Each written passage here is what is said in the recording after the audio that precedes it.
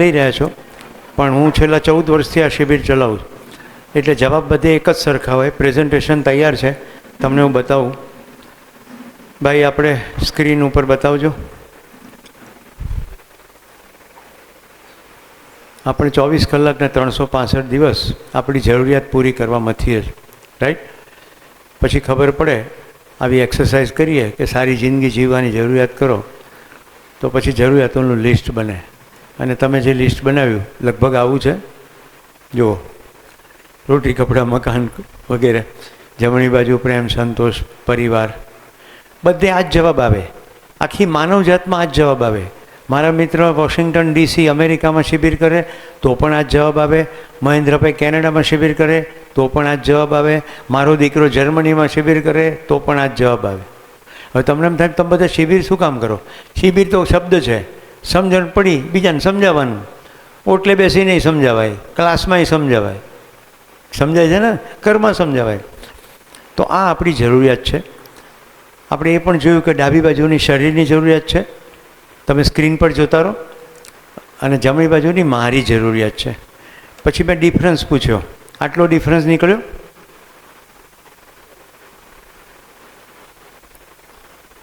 આ જ છે ને કે બીજું કંઈ છે? રાઈટ. હવે આપણે આ ડિફરન્સનું એક નવું નામ પાડીશું, સુવિધા અને સુખ. જમણી બાજુ જેટલું છે એને આપણે સુખ કહીએ, ડાબી બાજુ છે એને સુવિધા કહીએ. તો સિમ્પલ શું થઈ ગયું? શરીરને જોઈએ સુવિધા, મને જોઈએ સુખ. સુવિધા મળી જાય તો સુખ મળી જાય એવું નથી. 45 ડિગ્રી ટેમ્પરેચરમાંથી રૂમમાં આવીએ એસીમાં તો સારું લાગે, પણ મનમાં ટેન્શન હોય તો એસીમાંય પરસેવો વળી જાય. હા કે ના? સારામાં સારું ખાધું હોય, પેટ ભરેલું હોય, પણ જો કોઈ પ્રોબ્લેમ હોય મનમાં તો પેટ ભર્યા પછી પણ મન શાંત થાય નહીં. સાસુના ડખા, પતિ પત્નીના ડખા કેટલા છૂટાછેડા થાય છે. વાંચો છો કે નહીં છાપા? તમારા બધામાં અત્યારે આંખોમાં સપના અંજાયેલા છે કે આપણે સરસ જિંદગી જીવીશું, પણ સામેવાળું પાત્ર તમારી સરસ કલ્પનાની સાથે બેસે નહીં તો કૂતરું ખાંચે ગામ ભણીને શિયાળ ખેંચે સીમ ભણી. એક આવો જ બીજો કેસ છે. 6 વર્ષનું લગ્ન જીવન, 5 વર્ષની દીકરી, અને દીકરીને લઈને માં જતી રહી છે. કેમ? મન તાર જોડ નથી ગમતું. શું કારણ છે? આ બેને નોકરી કરવી છે. હવે પેલો ડબલ એન્જિનિયર છે, એ પણ મુંબઈમાં કમાય છે, મસ્ત ફ્લેટ છે, ગાડી છે ડ્રાઈવર સાથેની, દર 2 મહિને પ્રવાસમાં જાય છે. અને આ બેને શું કહેવાય, કંઈક ઉપડ્યું છે મગજમાં, સરકારી નોકરી કરવી છે. અરે આ નાની દીકરીને ઉછેરવા જેટલું મોટું કામ છે એ દેખાતું નથી. એ શું કહે છે? આપણે આયાને રાખી લઈશું. આવું ગાંડ પણ છે મગજમાં પૈસા કમાવાનું. ચેકબુક એના નામે છે, ખાતામાં પૈસા છે, પણ સમજણ નથી. મારે મારા પગ ઉપર ઊભું રહેવું છે. અરે પતિ પત્ની મીઠા સંબંધ હોય તો પતિની આવક બધી પત્નીની કહેવાય કે નહીં? તો બધા જિંદગીના પ્રશ્નો ડાબી બાજુની વસ્તુ પૂરી થવાથી પૂરા થતા નથી. એ જેટલું જલ્દી સમજાય એટલી જીવવાની મોજ આવે. હું અસંખ્ય લોકોના પ્રોબ્લેમ સોલ્વ કરું છું તો મને સંતોષ થાય છે કે મને જે સમજણ મળી, મારી જિંદગીમાં ખુશી આવી તો હું કેમ કરીને વહેંચું. એટલે આવા કાર્યક્રમ છે. તમારી જિંદગીમાં પ્રશ્ન ના આવે એના માટે અત્યારે સમજણની તૈયારી કરવી પડશે કે નહીં? કાલે ઉઠીને નોકરીમાં જશો, બોસ સાથેના સંબંધો, સંબંધનું સૂત્ર સમજાઈ ગયું, એ એકવાર આવડી ગયું સંબંધમાં જીવતા તો ક્યાંય વાંધો નહીં આવે, કોઈ જગ્યાએ વાંધો નહીં આવે. આવો, હસતો ચહેરો લઈને આવો. સંબંધ સમજાય છે? મને તમારી સાથેનો સંબંધ સમજાયો છે એટલે હું ઊભો છું. તમે મારા કોઈ શરીરમાંથી આવેલા દીકરા દીકરી નથી, પણ મને એમ થાય કે આ પૃથ્વી ઉપર હું આવ્યો, અત્યાર સુધી જીવ્યો, આખા સમાજે મારા માટે કેટલું કર્યું. તો જે સામે છે દીકરાની ઉંમરના બધા દીકરા છે અને દીકરીની ઉંમરની બધી દીકરીઓ છે. આ સમજાય છે ને? તો મારી કેટલી મોજ છે, મને આવવાનો કેટલો ઉત્સાહ છે કે આટલા બધા દીકરા દીકરીઓની જિંદગીમાં આજે પ્રકાશ પાથરવો છે. હવે ખુશી મારી વાત કરું છું, કારણ કે હું આ રસ્તે ચાલ્યો એટલે મારા દીકરા દીકરી ઘરમાં મને આ રસ્તે ચાલતા જોયો. એ લોકો પણ આ જ કામ કરે. મારો દીકરો ભણ્યા પછી મેં કાલ કહ્યું હતું ને, પૃથ્વીને બચાવવાના કામમાં લાગ્યો છે. સાથે સાથે સમજણના બિંદુઓમાં કામ કરે. જ્યાં કંઈક તકલીફ પડે એની પાસે પ્રશ્ન આવે તો બેસીને પ્રેમથી શાંતિથી સમજાવ. તમને લોકોના 11 નથી હોતા, તમારા 11 ને 10 બી થાય, 15 બી થાય. મેં તમને 30 મિનિટની બ્રેક આપી પણ તમે 40 મિનિટની લઈ લીધી. તો તમારી અંદર કેવી સમજણ નહીં? તો ફરક શું પડે હવે 2-5 મિનિટ આમ કે આમ? હવે 2-5 મિનિટમાં બહુ ફરક પડે. મારે કેટલુંક તમારે કહેવાનું તે રહી જાય. 7 દિવસનું કન્ટેન્ટ 2 દિવસમાં કેવી રીતે પૂરું થાય? છતાંય કોશિશ કરીએ કે મેક્સિમમ અપાય. તો જો ડાબી બાજુ, ભાઈ સ્ક્રીન બતાડજો. ડાબી બાજુનું બધું સુવિધા, જમણી બાજુનું સુખ.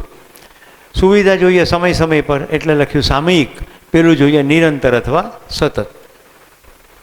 હવે જો મજાનું, ડાબી બાજુનું શરીર ટકવેલું રહે એના માટે જોઈએ, અને જમણી બાજુનું ઉત્સવપૂર્વક જીવવા માટે જોઈએ. આ મોજ પડવી જોઈએ જીવવાની. જો સ્વયં પર ધ્યાન જશે ને તો ખબર પડશે કે હું સતત છું. હવે અહીંયા શિબિર નથી ચાલી રહી એટલે ટૂંકમાં બોલું છું, સમજજો. દિવસ અને રાત સતત જ તમને સુખ જોઈએ. સપનામાં પણ તકલીફ ના જોઈએ. બધું સરસ જ જોઈએ. એ ઈશારો છે કે આપણે સતત છીએ. બુઢો થઈ જાય ને તો પણ એને સુખ જ જોઈએ. જવાન હોય, બુઢો થઈ જાય, બીમાર, મરવાની સ્થિતિમાં હોય ને તો પણ એને સુખ જ જોઈએ. ડીસાના એક ભાઈ કેન્સર થયું, લંડન, બકુલભાઈનું નામ. મેં અહીંયાથી એક પુસ્તક મોકલ્યું કે આ પુસ્તકમાં રેન્ડી પોસ્ટનું લેક્ચર છે અને CD મોકલું છું. વાંચવું ના હોય તો CD જોજો. અમેરિકાની એક યુનિવર્સિટીના પ્રોફેસર રેન્ડી પોસ્ટ, એને લીવરનું કેન્સર થયું. આમ ફિટ એકદમ. હવે એ પ્રોફેસરને બેન કેવું કે જે વિષય ભણાવતા હોય ને આખું સેમેસ્ટર ભણાવે પછી એનું છેલ્લું લેક્ચર હોય. અને અમેરિકાની બધી યુનિવર્સિટીમાં પરંપરા છે ધ લાસ્ટ લેક્ચર કે, એટલે વિદ્યાર્થીઓને ખબર હોય કે આ પ્રોફેસર હવે પછી નહીં ભણાવે, વિષય પૂરો થઈ ગયો. રેન્ડી પોસ્ટનું લાસ્ટ લેક્ચર, કેમેરા ચાલુ અને રેન્ડીભાઈ બોલ્યા કે મારી જિંદગીનું પણ આ લાસ્ટ લેક્ચર છે, કારણ કે મને ગયા અઠવાડિયે લીવરનું કેન્સર ડિટેક્ટ થઈ ગયું છે અને મારી જિંદગી હવે 2 મહિનાથી વધારે નથી. આખા વિદ્યાર્થીઓ સ્તબ્ધ, આખી યુનિવર્સિટી સ્તબ્ધ, કેમેરા ચાલુ છે. કેટલાક એકદમ રડી પડ્યા. તો રેન્ડી પોસ્ટ કહે છે કે જો હું બધી રીતે ફિટ છું એમ કરીને પુશઅપ કરીને બતાડ્યા કે બધી રીતે શરીર બરાબર છે પણ લીવર હવે ધીમે ધીમે ખતમ થઈ જવાનું. એના પત્ની પણ બેઠેલા છે, એ આવીને ભેટી પડે છે કારણ કે એને પહેલી વાર ખબર પડે છે અને કહે છે રેન્ડીને, Randy please don't go. Mike અહીંયા લાગેલું છે રેન્ડીને એટલે એ અવાજ પણ સંભળાય છે કે તું જઈશ નહીં. પછી રેન્ડી બાકીનું લેક્ચર પૂરું કરે છે. એમાં એ પોતાની જિંદગીના તમામ સપનાઓ એને કઈ રીતે સાકાર કર્યા એની વાત મૂકે છે અને પછી રેન્ડી 2 મહિના પછી ગુજરી જાય. પણ એ આખી વાતમાં એટલું સ્પિરિટ છે કે મરતા પહેલાં મરી નહીં જવું. ક્લિયર? મેં બકુલને પુસ્તક મોકલ્યું, CD મોકલી, મારા ડૉક્ટર સાથે વાત કરાવી. પેલા ત્યાંના લંડનના ડૉક્ટર કે હવે જાજી જિંદગી નથી, હું ઇન્ડિયા જવાની છૂટ નહીં આપું. મારા મિત્ર ડૉક્ટર JD પટેલ રિપોર્ટ જોયા, લંડન વાત કરીને મને કે આવતા રહો, તમારું વિમાનમાં મૃત્યુ નહીં થાય, આવતા રહો, તમારી ઈચ્છા બધી પૂરી કરી નાખો. આવી ગયા. મેં એમની ઈચ્છા પ્રમાણે એક દિવસ મારે ઘરે બેસીને અમે થોડા ગીતો ગાયા. એમણે આબુ જવું તો મિત્રનો ભાઈ એટલે મારા માટે મિત્ર બરાબર જ. એમની ઈચ્છાઓ માટે ગયા. પછી હું ગાંધીનગર મારા ઘરે, એ અમદાવાદ. એક દિવસ હું બજારમાં હતો ને, બિગ બજાર, કશું ખરીદવા ગયો, ત્યાં મને ભેગા થઈ ગયા. ટી-શર્ટ લેતા હતા, નવું ટી-શર્ટ ખરીદ્યું એમણે. 1-8 મહિના પછી એમનું અવસાન થઈ ગયું. એના ભાઈએ મને કહ્યું કે આપણે હવે એનો સામાન અમદાવાદ સમેટીએ. મિત્રોએ સામાનમાંથી મેં મોકલેલું પેકેટ અને CD, જે પેક હતું ને ખોલેલું પણ નહીં પેક મળ્યું. હું તમને એ કહેવા માગું છું, ગમે એવા મોતના નગારા વાગે તો પણ માણસને એમ લાગે કે હું તો નહીં મરું, હું તો સતત જ છું. આ પ્રસંગોથી ખ્યાલ આવે છે. રોજ અસંખ્ય મરે છે, છાપામાં બેસણ જાહેરાત હોય છે, તોય તમને એવું લાગે જ ક્યારે કે કાલ સવારે હું નહીં હોઉં. આપણી જિંદગી કેવી રીતે જીવીએ છે? જોઈ લઈશ, બતાવી દઈશ, તને હું સમજણ પડે, કાલે દેખી લઉં, લાગમાં આવવા દે. અરે તું જ જતો રહીશ ત્યાં ખબર પડે કોણ લાગમાં આવે. બીમારીથી મરી જઈએ, અકસ્માતથી મરી જઈએ, અકળ કારણોસર મરી જઈએ. હા કે ના? રિસર્ચમાં તમે મને કોઈએ જોયો હશે, મેં થોડા ફોટા પાડ્યા આ મધપુડાના. આ એપિસ ડોર્સાટા નામની રોક બી છે જે મને કરડીનું મોતમાંથી બચ્યો. આ એ જ માખી છે. ઘટના શું ઘટી હતી? કોઈ અત્તર છાંટેલું. અત્તર છાંટે એટલે સુગંધથી મધમાખીઓ ઇરિટેટ થઈ જાય અને એટલે ઉડી અને અમારું ત્યાંથી પસાર થવું અને અમારી પણ ચોંટી ગઈ. 3 જણાને કરડી, પણ મને મેક્સિમમ કરડી. મુદ્દો એ છે ગમે ત્યારે મરી જવાય કે નહીં, તમારા લમણે લખાયેલો એટલે આ રહ્યો. પણ હું એટલો સ્વસ્થ રહ્યો, હું નહીં મરું, કારણ કે જીવન વિદ્યામાં ખબર પડી ગઈ આપણે સતત છીએ. તો મિત્રો છેલ્લી સ્લાઇડ જુઓ. શરીર ના હોય તો પણ આ તો આપણને જોઈએ જ, એટલે છેલ્લી ક્ષણ સુધી આપણને આ જોઈએ. હવે શિબિરમાં તમે આવશો તો વિગતે તર્કબદ્ધ સમજાવીશ. અત્યારે તમને સીધો પ્રસ્તાવ મૂકું છું. આ શરીર ધીમે ધીમે ઘરડું થાય છે અને શરીર ખતમ થઈ જાય છે. આપણે ખતમ થતા નથી. આપણે ફરી એકવાર નવું શરીર ધારણ કરીએ છીએ. પ્રત્યેક જન્મ આપણી યાત્રા ચાલ્યા કરે છે. દરેક જન્મમાં આપણે વધુ ને વધુ સમજીને સુખી થવાની કોશિશ કરીએ છીએ, કારણ કે આપણી ભૂખ તો સુખની છે. શરીરની જરૂરિયાત પૂરી થાય પણ સતત સુખી થવા મથીએ છે. એ સુખી થવામાં તકલીફ શું થાય છે? એવું માન્યું કે સુવિધાથી સુખી થઈ જઈશું, એટલે ટેકનોલોજીનો વિકાસ થઈ ગયો. રાઈટ? મારે તમારી સાથે વાત કરવી છે પણ તમે તો હવે દૂર બેઠા છો તો મોબાઈલ શોધી કાઢ્યો, તું દૂર રહો છો તો વિમાન શોધી કાઢ્યો. પણ મૂળ ભૂલી ગયો કે મજા તો સંબંધની છે. તો ટેલિફોન આવ્યા, તમે બધાએ નોકિયા જોયો હશે, પહેલો આમ સ્વિચ દબાવો ને એટલે આમ આવે, આમ કનેક્ટિંગ પીપલ. અત્યારે સૌથી મોટી તકલીફ શું છે? ડિસ્કનેક્ટિંગ. સામે બેઠેલાની સાથે કોઈ કનેક્શન નહીં, દૂર બેઠેલા સાથે કનેક્શન. કેટલી દીકરીઓ ફેસબુકમાં ફ્રેન્ડ થઈ જાય છે, એમાં ને એમાં લગ્ન કરી નાખે છે અને પછી ખબર પડે છે. આજે સવારે ખરાબ સમાચાર મને મળ્યા. કોઈ દીકરી જતી હતી, રિક્ષાવાળાએ એને હોટલમાં વેચી નાખી અને પછી એની ઉપર રેપ થયો અને પછી એ ગુજરી ગઈ. હવે આવો કચરો સમાચાર જેણે મને આપે ને એને મેં કીધું રહેવા દો ને, આગળ મારે નથી સાંભળવું. રાજસ્થાનની કોઈ ઘટના છે. પણ આ મુદ્દો સમજાય છે? એટલા બાઘાને બેહોશ છીએ કે ક્યાં બેઠા છે એ ખબર નથી. મોબાઈલમાં લાગેલા છે. મોબાઈલ ખિસ્સામાં મૂકીને ખાલી રિક્ષાવાળાનો ચહેરો જોઈએ ને તો ખબર પડે કે એનો ચહેરો બદલાઈ રહ્યો છે. સમજાય છે? જે વ્યક્તિ કોઈ બદમાશી કરતો હોય, બધી દીકરીઓને ખબર હશે કે નજર પછી તમને ખબર પડી જાય કે આનો ભાવ શું છે. હા, તો મોબાઈલમાં જ લાગેલા છે કન્ટિન્યુઅસ, દિવસ અને રાત. મારા જિંદગીમાં મારે એક કોર્પોરેટ ક્લાયન્ટ પિતા એક દિવસ એની દીકરી, પત્ની અને બા બાપુને લઈને ઘરે આવી ગયા. શું થયું? 8મા ધોરણમાં ભણે, બાપાએ કોમ્પ્યુટર આપ્યું હતું. એક દિવસ બાપા સડનલી રૂમમાં ઘૂસ્યા અને પેલી બાથરૂમમાં ગઈ હતી, કોમ્પ્યુટર ખુલ્લું હતું. જોયું, ફોટા બોટા એક્સચેન્જ થઈ ગયેલા. એ છોકરી કોરોના કાળમાં 3 જણાના પ્રેમમાં પડી ગઈ હતી, ખાલી 8મા ધોરણની. અને એ જે કોમ્પ્યુટર હાથમાં આવ્યું એ વખતે ભાગી જવાનો પ્લાન ચાલતો હતો. 13 વર્ષની ઉંમર. એના બાપા મારી પાસે આવીને ધ્રુસકે રોયા કે મને તો ખબર જ નથી પડતી શું કહેવું, તમે આને સમજાવો. આ ખ્યાલ આવે છે હું જે કહી રહ્યો છું? આ બધી ઘટનાઓ એટલા માટે કહી રહ્યો છું, આ સમયકાળ છે સમજણનો. પ્રત્યેક શરીર યાત્રામાં આપણે વધુ ને વધુ સમજીને આગળ જવા માગીએ છીએ, પણ જો સમજવાની કોશિશ ના કરીએ તો એક ફેરો પાછો એમ જ જાય છે. રાઈટ? અત્યારે તમારા માટે પ્રસ્તાવ જ છે, જીવન વિદ્યાનો શિબિર પૂરેપૂરો કરજો. તમારી અંદર દ્રઢતા આવી જશે કે આપણે મરતા નથી, આપણે વારંવાર આવીએ છીએ. જો વારંવાર આવીએ છીએ તો અહીંયાથી જતાં પહેલાં શું કરવાનું? ફરીવાર આવીએ તો બેટર જિંદગી થવી જોઈએ ને, એનાથી બેટર થવી જોઈએ, એનાથી બેટર થવી જોઈએ. તો સુવિધાનો પક્ષ તો સોલ્વ થઈ જ જશે. સમજણના પક્ષમાં આગળ જશો, તમારી જિંદગીમાં માણસો, મિત્રો બધું જ આવશે. સમજણની યાત્રા વધવી જોઈએ. તો મને ખબર પડી ગઈ તો હું શું, મારી કલ્પના છે, કલામ સાહેબની કલ્પના મારી કલ્પના છે, જીવનના છેલ્લા શ્વાસ સુધી કામ કરવાનું. આમ સમજણના કામ કરતાં કરતાં શરીર પડી જાય, અતિ ઉત્તમ. તો પછી આગળ યાત્રા શેની થશે? સમજણની જ થશે ને. હવે આ ભાઈ મને એમ કે સાહેબ આપણે જઈને મારા માલી લસ્સી પી આવીએ, તો હું તરત પહેલાં પૂછીશ પછી શું કરીશું? કે સાહેબ તમારી જોડે વાત કરવી છે, લસ્સી બહુ મહત્વ નથી, તો આપણે કંઈ લસ્સી નથી પીવી, અહીંયા બેઠા બેઠા વાત થાય. અથવા ચાલ તારી ઈચ્છા છે લસ્સી પીશું, પણ આપણો વાતનો વિષય શું છે ખ્યાલ આવે છે? હું અસંખ્ય ઘરોમાં ગયો છું, રહ્યો છું, જમ્યો છું, પણ ફંડામેન્ટલ ખબર છે, જમવા માટે જતો નથી. કોઈ સંબંધનું સૂત્ર છે, કોઈને સમજવું છે અને મને સમજાવવાની તૈયારી છે. ક્યારેક ગળું સારું ના હોય તો નાય પાડું કે ભાઈ થાકી ગયો છું, નહીં બોલાય, આવીશ ખરો, જમીશ પણ બોલીશ નહીં, તૈયારી છે તો આવું.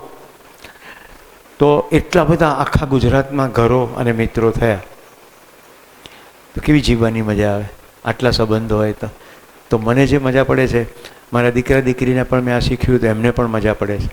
દીકરી સાસરે ગઈ, એને પતિને અમેરિકા જોબ થઈ તો અમેરિકા જવાનું થયું. હું એને મળવા ગયો તો એટલો રાજી હતો. શું કામ ખબર? એણે એક નાનકડું ભારત ઊભું કર્યું હતું. એના પતિ યુનિવર્સિટીમાં જાય, એ ટિફિન લઈને જાય એની જોડે, તો જે ભારતીયો દેખાય ને એને પૂછે કયા સ્ટેટમાંથી છો, રાઈટ, શું ભણો છો, ઘરે આવજો જમવા. કારણ કે એને ખબર પડી ગઈ કે મારા પતિને તો હું ગરમ ગરમ જમાડું છું, પણ આ બીજો વિદ્યાર્થી છે એ તો બિચારો હોસ્ટેલમાં જમે છે, એને એની મા યાદ આવતી હશે, એની ઘરે યાદ આવતું હશે, તો કે આપણે ઘરે આવજો.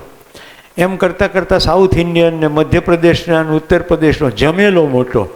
એટલે હું આવ્યો ને એને ઘરે પહોંચ્યો તો 20 જણાનું જમવાનું હતું. એ કે પપ્પા બધા મને મમ્મી કહે છે, મારથી બધા નાના છે, કારણ કે એના લગ્ન થઈ ગયા પણ ઘણા છોકરાઓના લગ્ન નહોતા, બધા નાના. એટલે એમ કે તારા પપ્પા મમ્મી આવતા હોય તો અમારે તો આવવું જ પડે ને. એટલે પછી બધાનું આજે ભેગું જમવાનું છે. પછી હું વારાફરતી વિષયની હોસ્ટેલમાં જમવા ગયો, પણ જમવાનું તો મારી દીકરીએ જ બનાવ્યું. અહીંયાથી ટિફિન લઈને ભાઈ તારા ઘરે આવીને જમીશું એમ, પણ તને એમ લાગે ને કે ઘરે આવ્યા. આ સંબંધનું સુખ છે. તો આવી રીતે તમને દુનિયાભરમાં વાત થાય. મેં તમને કાલે ગેબ્રિયલની વાત કીધી હતી, કિસ્સો કીધો હતો ને. ગેબ્રિયલ યુગોસ્લાવિયા તો જતો રહ્યો, હવે સર્બિયા નામનો દેશ છે. ગેબ્રિયલ નદીને કાંઠે ઓર્ગેનિક ખેતી કરે છે, ગામના અંદરના ઘરડા લોકોની સેવા કરે છે. એને પત્ની સાથે થઈને એને 9 બાળકો થયા. યુરોપમાં બહુ બાળકો પેદા નથી કરતા, પણ એને 9 બચ્ચા પેદા કર્યા. 8 બાળકોને લઈને ગેબ્રિયલા બીજા શહેરમાં રહે છે. ગેબ્રિયલ એના દીકરા, મોટા દીકરા ઈવાન સાથે રહે છે, અને અત્યારે સર્બિયામાં છે. અને મને કે આવી જાય ને એકવાર. ભણ્યા પછી આટલા બધા વર્ષો મળ્યા નથી, સંપર્ક છે પણ રૂબરૂ નથી મળ્યા. એટલે મેં પણ એને કહ્યું કે જો થોડું જીવન વિદ્યાનું આવું કામ કરું છું, પહેલાં આપણે થોડી જીવન વિદ્યાની વાતો કરીએ, તું થોડું સમજ. હું આવું એટલે ત્યાં થોડા 50-100 મિત્રો ભેગા કર અને હું કંઈક કામ કરું. બાકી હું ત્યાં આવીને આપણે બે ખાઈશું પીશું, પછી જૂને પ્રસંગો યાદ કરીશું, બીજું શું કરીશું? બહુ બધું આપણી જિંદગીની વાત કરીશું. આપણે કંઈક ઉપયોગી કામ કરીએ, કારણ કે તું ઓલરેડી સારું કામ કરે જ છે. એટલે કે સારું, હું બધા મિત્રોને વાત કરું છું. એમ ધીમે ધીમે માહોલ બનશે, પછી 50-100 માણસોનું ગ્રુપ થશે તો 4-5 દિવસનું શિબિર ચલાવીશ અને થોડું નદીમાં તરીશ, એની સાથે થોડી ખેતીમાં કામ કરીશ અને જૂના સ્મરણો યાદ કરીને પાછો આવીશ. મિત્રો, હું 91માં ભણ્યો છું, 90 થી 2000 અને આ 26. આટલા વર્ષો પછી પણ કોઈ આપણને ચાહતું હોય દુનિયાના બીજા છેડે, એ કેટલું સુખદ છે. ખ્યાલ આવે છે ને? તો એ અત્યારથી શીખી જવાનું છે. મેં તો ખાખરા જ આપ્યા હતા, એમાં ક્યાંથી ક્યાં પહોંચી વાત. તો આપણે સુવિધાઓ હવે કેવી રીતે મળે એ જોઈએ. મેં તમને બ્રેકમાં જતાં પહેલાં પૂછ્યું તો સુવિધાઓ કેવી રીતે મળે?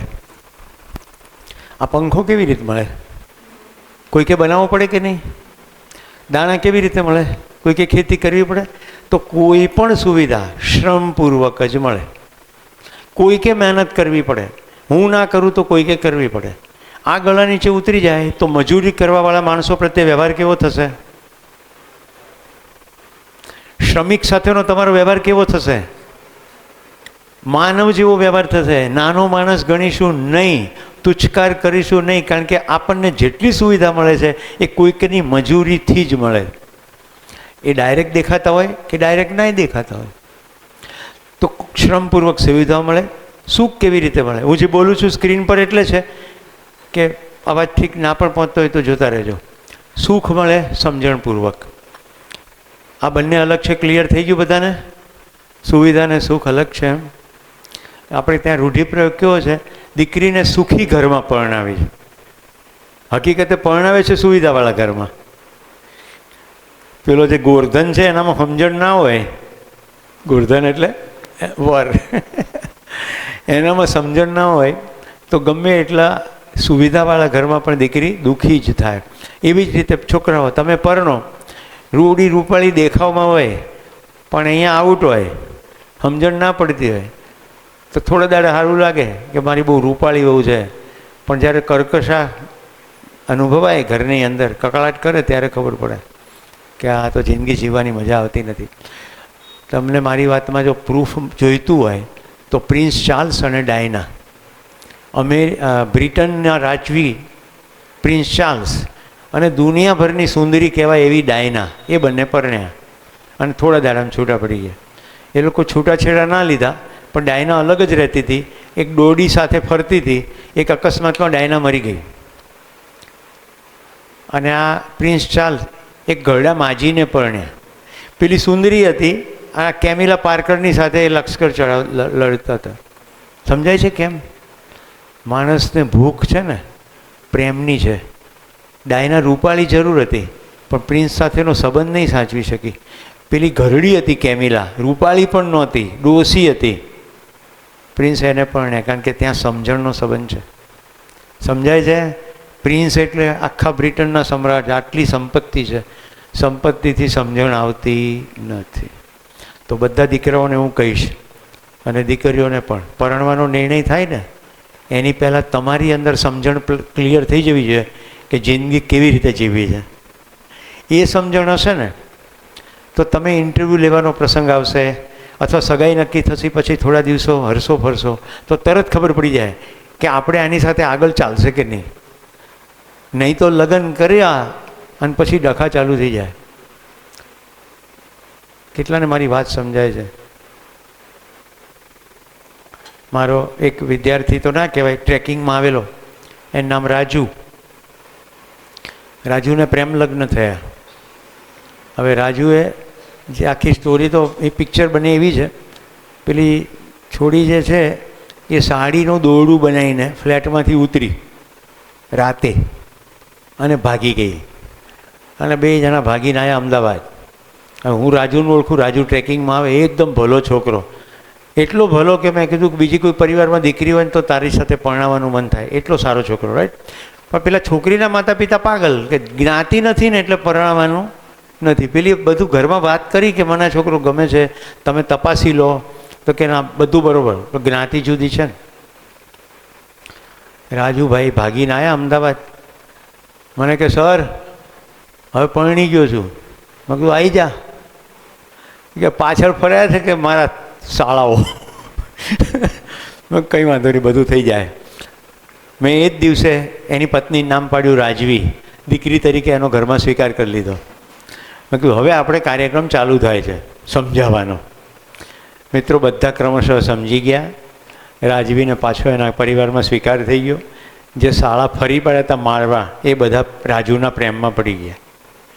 કારણ કે સંવાદ થયો, વિરોધ કરાય નહીં. મેં રાજુને કીધું, રાજુ તારો પ્રેમ સાચો હોય ને તો જે તારી પાછળ મારવા ફરી વળ્યા હતા એ જ ઘરમાં જા અને હાથ જોડીને ઊભો રહેજે. આ ઊભો, મારવો હોય તો મારો, કાપવો હોય તો કાપી નાખો. બાકી હું તમને એ કહેવા આવ્યો છું કે તમારી દીકરીને દુઃખી નહીં થવા દઉં. જજે રાજવીને સાથે લઈને. રાજુએ હિંમત એકઠી કરી અને એક દિવસ ગયો. પછી ઘીના ઠામમાં ઘી પડી ગયું. પ્રેમ સાચો હોવો જોઈએ. મેં કહું તારો ભાવ સાચો હશે ને એ અડશે. અત્યારે પેલો ભાગી ગયેલીની ઘટના છે ને એની બહુ ઇમ્પેક્ટ છે, એટલે થોડો સમય સેટલ થવા દો, બધાની લાગણીઓ થોડી સ્થિર થાય પછી જવાય. તમારામાંથી કોઈને આવું થઈ ગયું હોય તો મારો સંપર્ક કરશો નહીં. કારણ કે રાજુએ શિબિર નહોતો કર્યો, તમે તો કરી રહ્યા છો. સમજણ કેળવવાનો કાર્યક્રમ શરૂ કરી દો. આજે કાર્યક્રમ પતી જશે, પછી કોઈને આખો શિબિર જોવો હોય તો મારો આખો શિબિર યુટ્યુબ પર છે, રાઈટ. 5 દિવસનું રેકોર્ડિંગ છે, ક્રમશઃ એક એપિસોડ જોઈ લો એટલે આખું શિબિર સમજાઈ જશે. અહીંયા હું તમને શિબિરના થોડા બિંદુઓ કહી રહ્યો છું. કેટલાક બિંદુઓ રહી જાય કારણ કે 2 દિવસમાં પૂરું ના થાય, પણ એક ટેસ્ટ તમને આવે. તો આપણે આ જોઈ રહ્યા છીએ સુવિધા અને સુખ બે અલગ છે, શરીર અને હું. પહેલાં કીધું મન, હવે કીધું જીવન. રાઈટ? એટલે આનું નામ જીવન વિદ્યા છે. શેની સમજણ? મારી પોતાની સમજણ. હું જીવન, શરીર ચલાવું છું, શરીરથી અલગ છું. શરીરની કેટલી જરૂરિયાત છે? હવે જરા સંસ્કૃત શબ્દો છે અથવા હિન્દી શબ્દો છે. આહાર, આવાસ, અલંકાર. આહાર એટલે રોટી, આવાસ એટલે મકાન, અલંકાર એટલે કપડાં, દાગીના, બધું. દૂરગમન એટલે કાર, દૂરશ્રવણ એટલે મોબાઈલ, દૂરદર્શન એટલે ટીવી. જમણી બાજુ છે સુખ, શાંતિ, સંતોષ, આનંદ. આ ચારેય મેં પહેલાં કીધા છે. મનની અંદર બધા પ્રશ્નોના જવાબો એને કહેવાય સુખ. પરિવારની અંદર ખેંચમતાણ ના થતી હોય એને કહેવાય શાંતિ. સમાજની અંદર જઈએ, આવી રીતે રિક્ષામાં કોઈ છોકરી જતી હોય ને વેચાઈ જાય તો ભય કહેવાય. અભય હોય, સુરક્ષા હોય તો જ સંતોષ, નહીં તો સંતોષ નહીં. આજે આપણે ડૉક્ટર પાસે જઈએ, એપેન્ડિક્સનું ઓપરેશન કરાવવાનું હોય અને ડૉક્ટર કિડની કાઢી લે તો ભય લાગે કે નહીં? તો અભય થઈ જાય સમાજમાં તો જ સંતોષ થાય. અને પ્રકૃતિમાં સંતુલન હોય તો આનંદ થાય. અત્યારે બફારો છે કારણ કે પ્રકૃતિમાં સંતુલન જતું રહ્યું. રાઈટ? હું મારા એન્જિનિયરિંગ સુધીના વર્ષો યાદ કરું છું. અમદાવાદમાં મોટો થયો છું, કદી આવો અનુભવ નથી થયો જેવો અત્યારે થઈ રહ્યો છે. આટલી બધી ગરમી, આટલો બધો બફારો. બફારો થાય પણ મેનેજેબલ. રાઈટ? અત્યારે બધું અસહ્ય થઈ ગયું છે. ફ્રાન્સમાં 1200 લોકો મરી ગયા. તમને થાય એમ કેમ મરી ગયા છે? આપણા ઘરમાં પંખા છે, ત્યાંના ઘરોમાં એટલી ઠંડી છે કે લોકોને પંખા જ નથી. એટલે 45 ડિગ્રી ટેમ્પરેચરમાં જાય ક્યાં? ઘર ગરમ થઈ જાય. કારણ કે ઘર કેવા બનાવ્યા છે?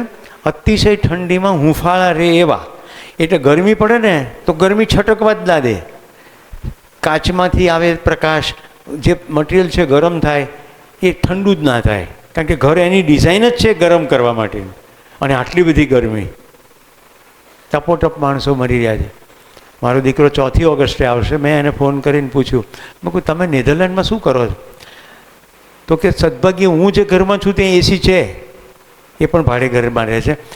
પણ બીજા લોકો આખો સમય કેનાલમાં પડે છે, દરિયામાં પડે છે. કામ ધંધા ટપ છે. જીવે તો કામ કરે ને, કે દરિયાનું પાણી થોડુંક ઠંડુ હોય એટલે એમાં પડે.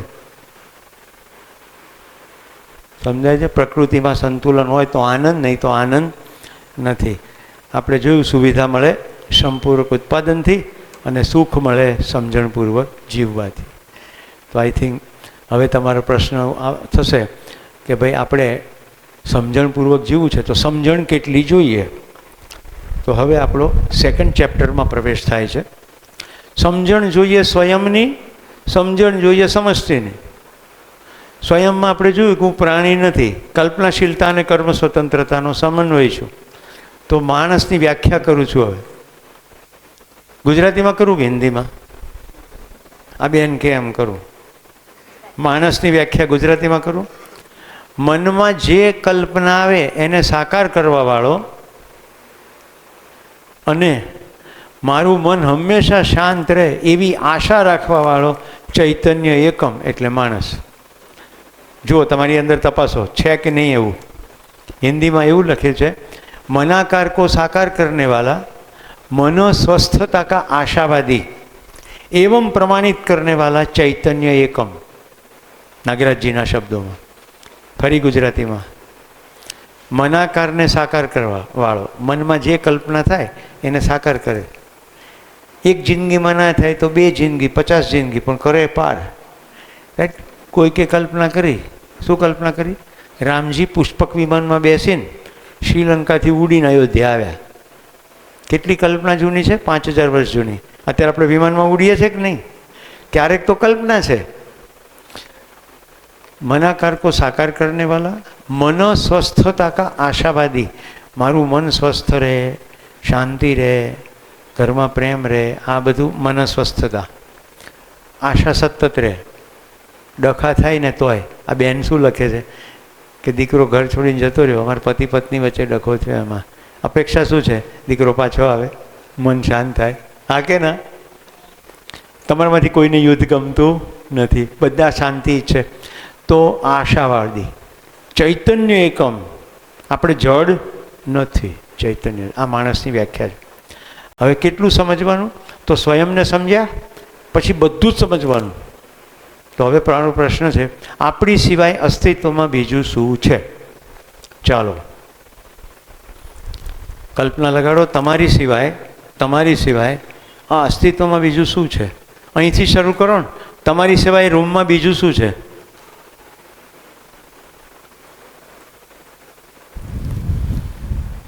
બોલો. તમે બી કહી શકો, તમારા હાથમાં માઇક છે એટલે તમારે પહેલી ચાન્સ. બોલો ને. નજરો નીચી ના ઢાળી દેશો. તમારી સિવાય રૂમમાં બીજું શું છે એ તો કહો.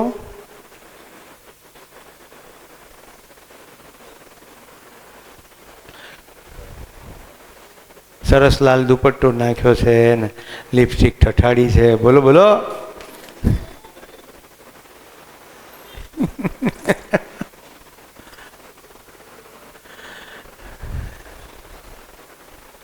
મેડિસિન અને નર્સિંગની વિદ્યાર્થીનીઓ લિપસ્ટિક કરે ને ત્યારે મારું અંતર રડે છે. તમને તો આટલું સાયન્સ ખબર હોવી જોઈએ. જે પણ કચરો લગાડો છો, હોઠ સૌથી કોમળ જગ્યા છે. જે રસાયણ લગાડો છો એ બધો તમારી અંદર જાય છે. અને મારે એક લગ્નમાં જવાનું થયું હતું, આખું હોઠ દડા જેવા થઈ ગયા હતા કન્યાના. એટલે મેં પૂછ્યું કે આ શું થયું? તો કે લિપસ્ટિકનું રિએક્શન આવ્યું. લગ્ન તો બન્યું ખતમ, કારણ કે રાતોરાત તો કંઈ રિએક્શન બંધ ના થાય. તમે મેં કીધું ને હું પિતાના સ્થાને છું એટલે એની જેમ જ બોલીશ. રસાયણો નાખવાથી એક ખતરનાક રસાયણ જો ગયું તો પરમેનન્ટલી હોઠ કાળા થઈ જશે અને પછી આખી જિંદગી લિપસ્ટિક લગાડવી જ પડશે. રાઈટ. મારી દીકરીના લગ્ન લીધા ને તો એની બહેનપણીએ બ્યુટિશિયન ઘરે બોલાવી. તો પેલું બ્યુટિશિયન આમ કરીને કે આમાં કંઈ કરવા જેવું છે જ નહીં. એટલે મારી દીકરી કે credit goes to my father. મારા પિતાને કારણે કંઈ કરવા જેવું નથી. એ કે બોલાવી છે એટલે પૈસા આપી દો, મારે કોઈ શણગાર કરવાનું નથી. ના કોઈ ચામડી ઉપર કશું ચોંટાડવાનું છે, ના કશું ઓઠે ચોંટાડવાનું. તંદુરસ્તી ભર્યો ખોરાક ખાઓ, નિરાંતે સમયસર સૂઈ જાઓ, યોગાસન પ્રાણાયામ કરો. તમારો ચહેરો એટલો ચમકશે કે બીજો કંઈ ઠઠારો કરવો પડશે નહીં. કુદરતે તમને જેવા બનાવ્યા છે એવા જો તમે પોતાની જાતને સ્વીકાર ના કરો તો દુનિયાને શું પડી છે તમને સ્વીકાર કરે? પહેલાં તો અરીસામાં જોઈને કહો કે હું જેવી છું ને હું જેવો છું, મને મંજૂર છું. આપણું સૌંદર્ય બહારના ઠઠારાથી નથી, આપણા આચરણથી છે. કારણ કે આપણે પશુ નથી. જે દીકરીઓને ખરાબ લાગે છે એ મને ભલે માફ ના કરે, કારણ કે હું તમને ચાહું છું ને એટલે તમારા કલ્યાણની જ વાત કરીશ. ઓકે. આ રૂમમાં બીજું શું છે? તમારી સિવાય રૂમમાં બીજું શું છે? બોલો બોલો બોલો. માઇક આપો એમને. એટલે એની સામે જોવા થોડું માઇક મળશે. માઇક આપો. આ રૂમમાં તમારા સિવાય બીજું શું છે? બીજા માણસો. બીજા માણસો છે. ગુડ, શાબાશ. પહેલો જવાબ સાચો છે. બીજું શું છે? આ રૂમમાં બીજા માણસો સિવાય બીજું શું છે? જુઓ આજુબાજુ રૂમમાં, તમને દેખાતું નથી? ઘણી બધી વસ્તુઓ. હે? ઘણી બધી વસ્તુઓ. વસ્તુઓ એટલે કે પદાર્થ છે? પદાર્થો છે કે નહીં? પ્લાસ્ટિક છે, આ કોન્ક્રીટ છે, ચૂનો છે, આ પંખો છે એમાં પણ લોખંડના પાટિયા છે, પેલી ઘડિયાળ છે ત્યાં લાકડું છે, આ સ્પીકર છે ત્યાં પ્લાસ્ટિક ઇલેક્ટ્રોનિક મેટલની વસ્તુઓ છે, આ પડદો છે તો કપડું છે, કાચ છે. પદાર્થો છે કે નહીં? પદાર્થો છે. બીજું, બારી બાર જુઓ, બહાર પદાર્થો છે કે નહીં? માટી છે, ધૂળ છે, થાંભલા છે, વાયર છે, મોટરસાઇકલ છે. પદાર્થો છે કે નહીં? બહાર માણસ છે કે નહીં? પેલા મોટરસાઇકલની બાજુમાં પેલો માણસ પંચર કરવા બેઠો છે, માણસ છે કે બીજું કંઈ છે? માણસ છે. રાઈટ. હવે બીજું શું છે? આ રૂમમાં પદાર્થો છે, આ રૂમમાં વસ્તુઓ છે એટલે કે પદાર્થો છે, બીજા માણસો છે. બહાર પણ પદાર્થો છે, માણસો છે. બીજું શું છે? આ આખા અસ્તિત્વમાં હવે રૂમમાંથી બહાર નીકળી જાઓ, શું છે બીજું? તમે ભણતા નહીં લ્યા? ઘરેથી અહીંયા આવતા આંખો બંધ કરીને આવો. તમે આંખો બંધ કરીને આવો, તમારે તો કેટલા મસ્ત ચશ્મા, મારી કરતાંય સારા. આપો એને, આપો માઇક. જે ગુલાબી શર્ટ પહેરે ને એને એકદમ મૂડ બી ગુલાબી હોવો જોઈએ. બોલો બોલો.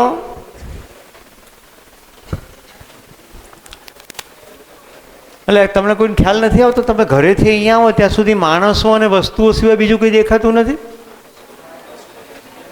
હે? આપો માઇક. શું કામ નથી બોલતા? બીજા પશુ પક્ષીઓ. બીજા પશુ પક્ષીઓ છે, જીવો છે કે નહીં? કે તમે એકલા જ છો? ઓકે ફાઇન, પશુ પક્ષીઓ છે. પછી હજી બીજું કંઈક છે?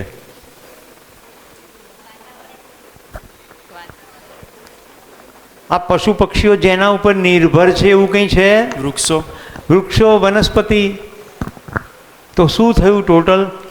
પદાર્થો છે, વનસ્પતિઓ છે, જીવો છે અને માણસો છે. આ 4 વસ્તુઓ છે એવું કેટલાને સમજાય છે?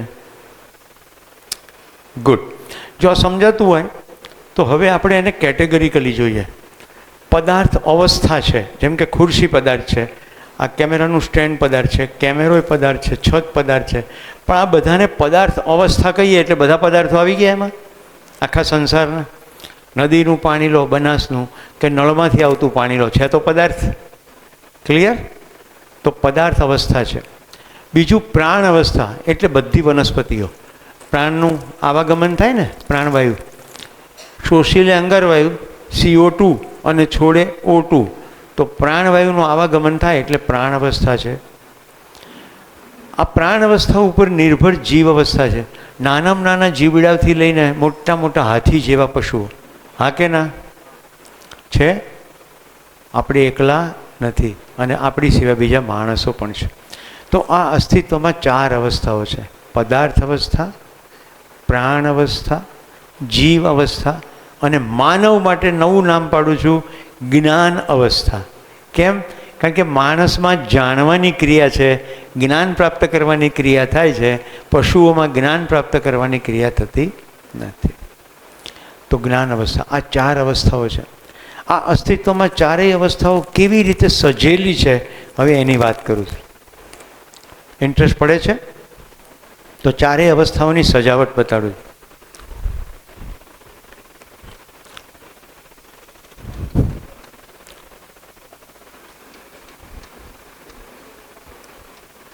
આ અ લખવું એટલે પદાર્થ અવસ્થા,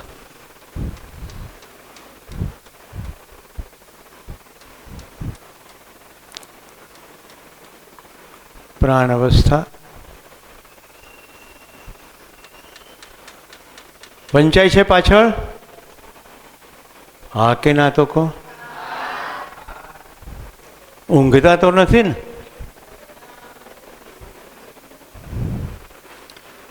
કેટલા ખેતીમાંથી આવે છે? ઓકે, નહીં આવતા હોય તો કલ્પના કરશો એટલે સમજાઈ જશે.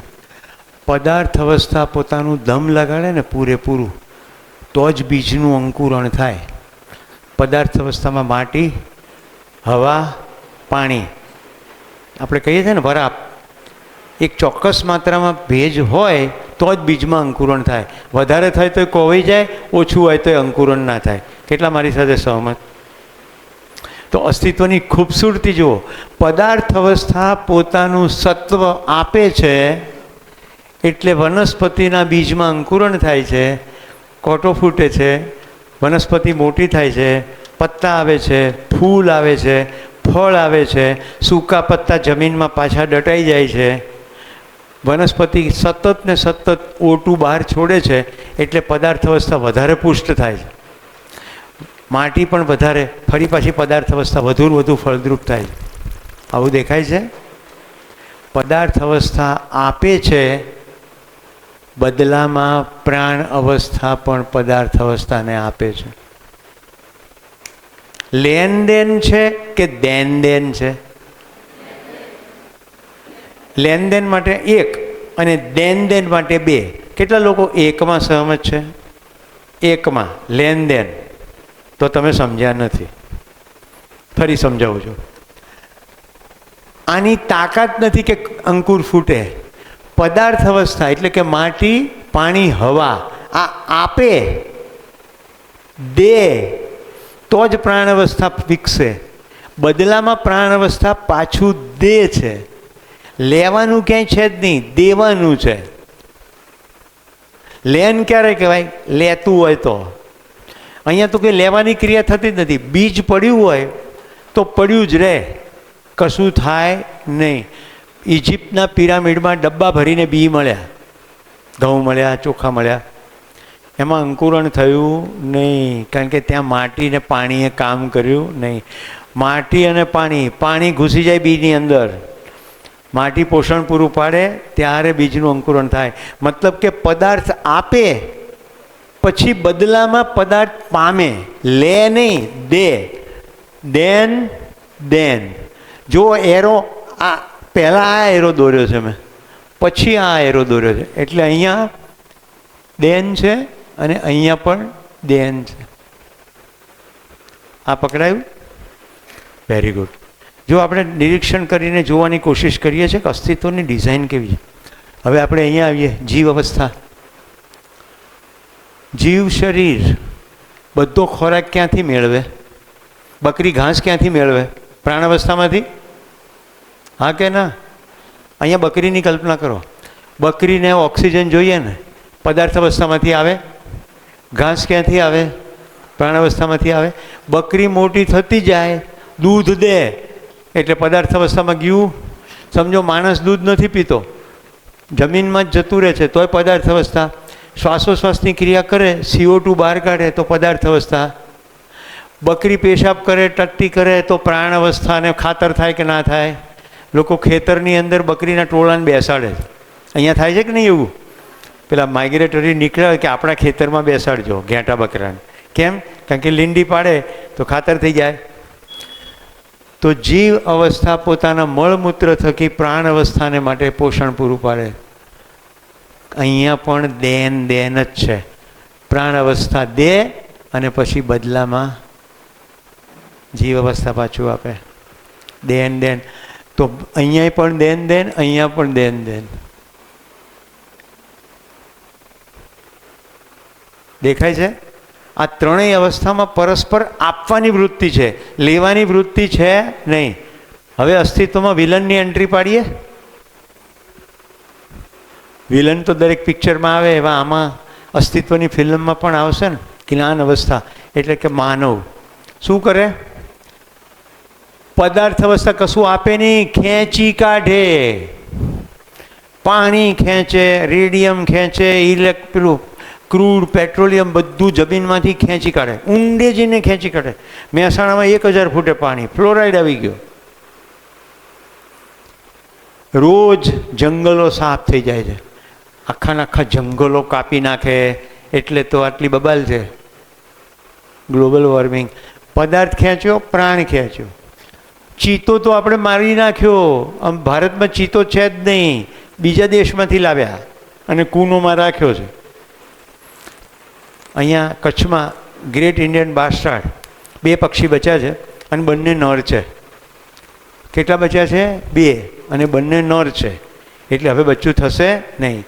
બાસ્ટાર્ડની જાતિ ખતમ. રોજ જે અસંખ્ય જાતિઓ ખતમ થઈ રહી છે. તો જુઓ, આપવાની વાતમાં પ્રશ્નાર્થ ચિહ્ન, કશું પાછું આપવાનું નહીં, ખાલી લેવાનું જ. આ રોજ વૃક્ષો વાવોની વાત કરે, કેમ વાવવા પડે છે? અત્યાર સુધી આપણા વડદાદાએ આપણને શીખવાડ્યું જ નહીં.